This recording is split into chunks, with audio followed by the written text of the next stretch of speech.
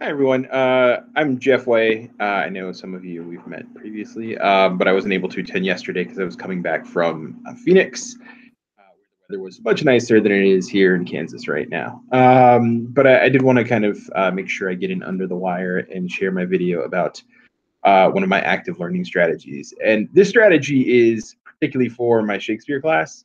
Um, and so this is kind of an example. It's something I use not only this version, but I use online versions, and I have a full version of all Shakespeare's plays. But this is Romeo and Juliet, and I originally got this from the Restored Globe in London.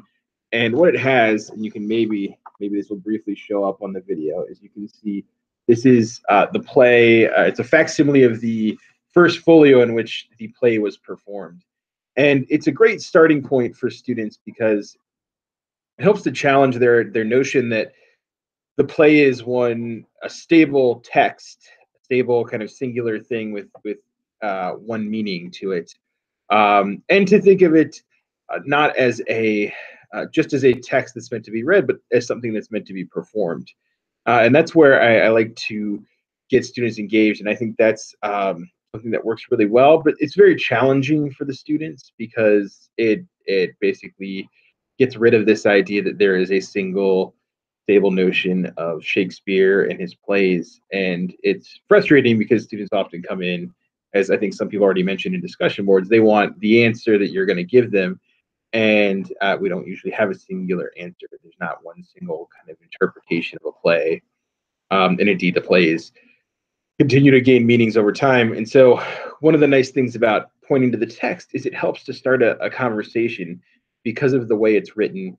And we get into the role of the editor, and how when you have two, say, very different versions of Hamlet, and an editor has to make a choice about what content is or isn't included, or how to interpret or write a particular line. That's something that we can get into and really kind of have interesting discussions about. And that's why in the past I've done or had an option where students can bring in their own versions of the plays, so we aren't all necessarily reading out of the same version.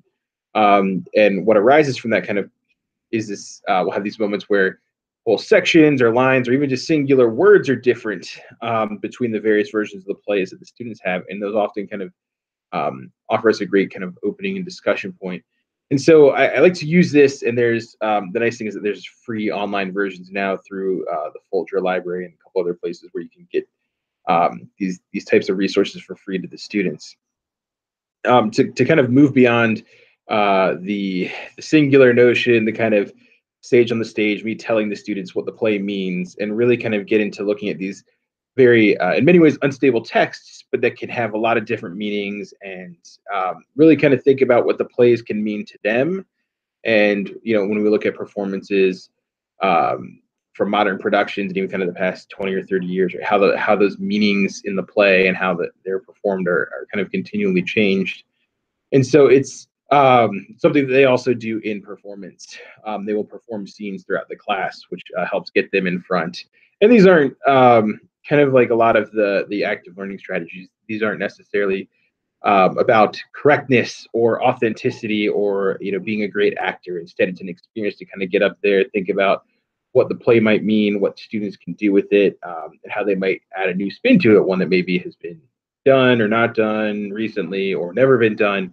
So the results are really interesting, and we use that as a jumping point, kind of a springboard into our larger discussions about the play and the characters and all that kind of stuff. So that's the example I was going to bring in today, and I'm glad to talk about it more if you have any questions. But it's been great looking at the videos that you all have shared, and kind of hearing the activities you use as well. And I look forward to kind of seeing you all officially tomorrow, hopefully.